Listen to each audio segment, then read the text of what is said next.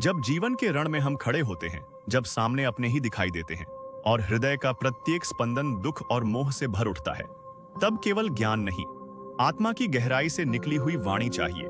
वही गीता है। उसके हर श्लोक में जीवन के संघर्ष का उत्तर है और आत्मा की शांति का मार्ग है।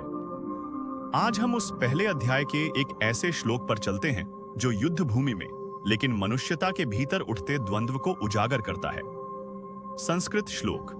भवान भीष्मश्च कर्णश्च कृपश्च समितिञ्जयः अश्वत्थामा विकर्णश्च सौमदत्तिस्तथाव च। जब धृतराष्ट्र का पुत्र दुर्योधन देखता है कि पांडवों की सेना संगठित है और उनके मुखिया धृष्टद्युम्न हैं, तब वह भयभीत हो जाता है। उसकी आंखें सहारा खोजती हैं। वह अपने शूरवीरों की ओर देखता है। वह उन्हें गिनाता है। भीष्म, कर्ण, कृपाचार्य, अश्वत्थामा, विकर्ण, ये सभी महायोद्धा हैं, अपार शक्ति से संपन्न।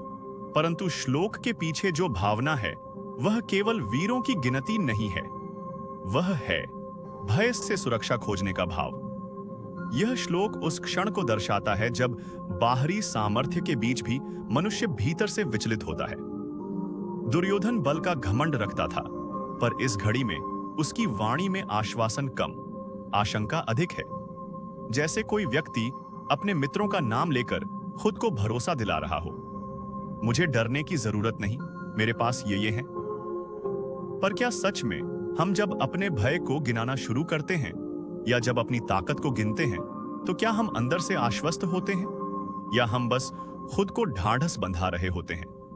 भीष्म प्रतीक हैं धर्म के, कर्ण प्रतीक हैं निष्ठा के, कृप प्रतीक हैं परंपरा के, अश्वत्थामा प्रतीक हैं क्रोध और संकल्प के।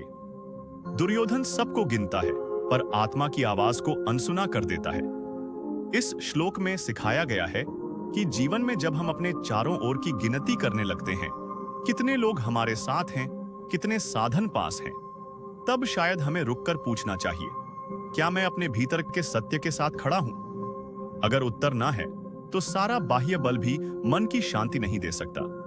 गीता का हर श्लोक हमें वापस भीतर लौटने का आमंत्रण देता है, जहां न तो भय है न गिनती की जरूरत। वहां बस आत्मा होती है और वही अंतिम सत्य है। यदि आपको यह भाव छू गया हो तो हमारा यह प्रयास सार्थक है। कृपया चैनल को सब्सक्राइब करें और वीडियो को लाइक कर अपने स्नेह का आशीर्वाद दें। आपका साथ ही हमारी प्रेरणा है।